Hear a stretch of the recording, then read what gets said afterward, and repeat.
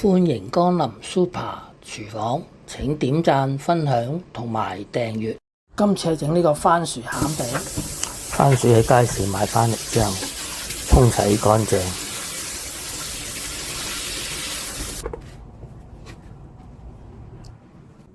預備一鑊嘅水，跟住放啲番薯落去，冚蓋，開中火焗佢大約30分鐘。喺呢個時候，我哋處理啲免治豬肉同埋洋葱。洋葱略為清洗，去頭去尾，用手將洋葱嗰啲衣搣去，再將洋葱沖洗乾淨，將洋葱開邊，跟住再切碎，盛起備用。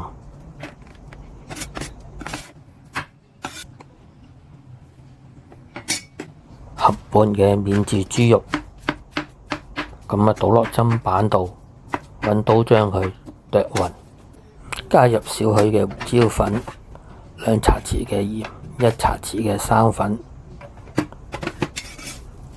用刀將佢剁勻，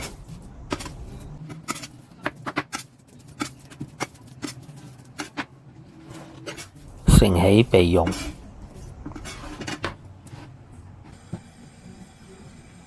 熱鑊落油，放啲洋葱落去，用鑊鏟將啲洋葱炒勻，聞到啲洋葱啲香味，今次我哋就落1茶匙嘅糖，將佢撈勻，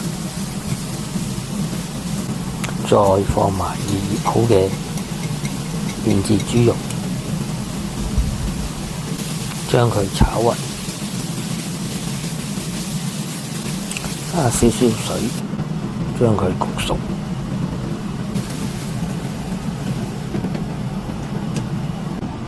啲番薯大約已經焗咗半個鐘啦，咁我哋就打開個蓋，攞啲番薯出嚟，幫番薯去皮。由於啲番薯太熱啦，我都係用刀仔幫番薯去皮。好快啲番薯已經去晒皮啦。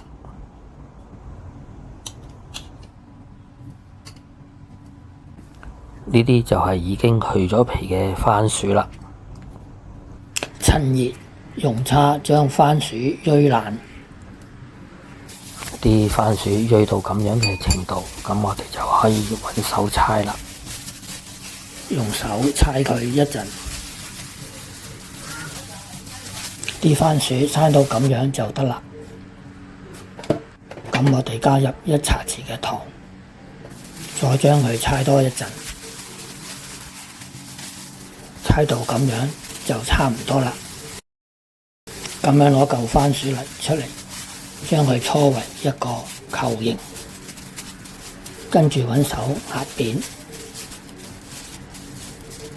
喺中間整個窿，咁就可以讓啲，咁樣就可以讓啲豬肉餡落去啦。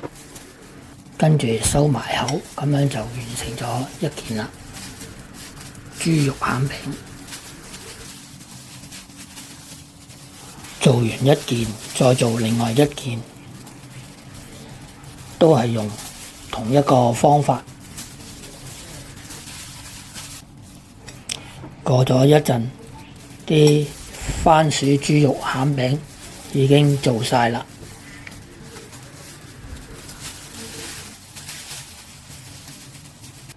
呢啲就係番薯豬肉餡餅嘅製成品啦。今次整得太多番薯餡餅，食唔晒，用保鮮紙包住，放入雪櫃冰格入邊。攞隻雞蛋出嚟，用筷子將佢發爛。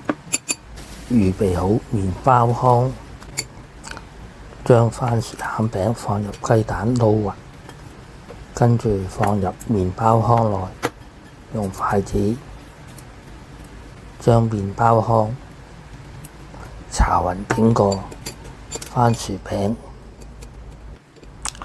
做完一個再做一個，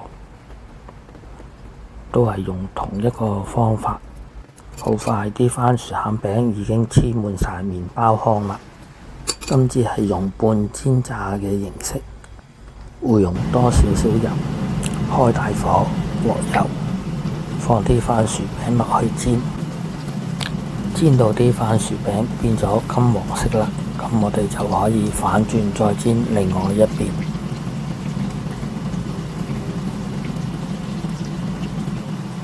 過咗一陣啦，用筷子揭開番薯餅，望下見到佢已經煎到金黃色啦，咁樣我哋就可以夾起佢啦。咁樣又香又脆嘅香煎番薯餅，咁樣就完成咗啦。睇完片之後記得俾 like、分享同埋訂閱。我仲有大量嘅煮餸影片，可以登入下邊 info box 參觀。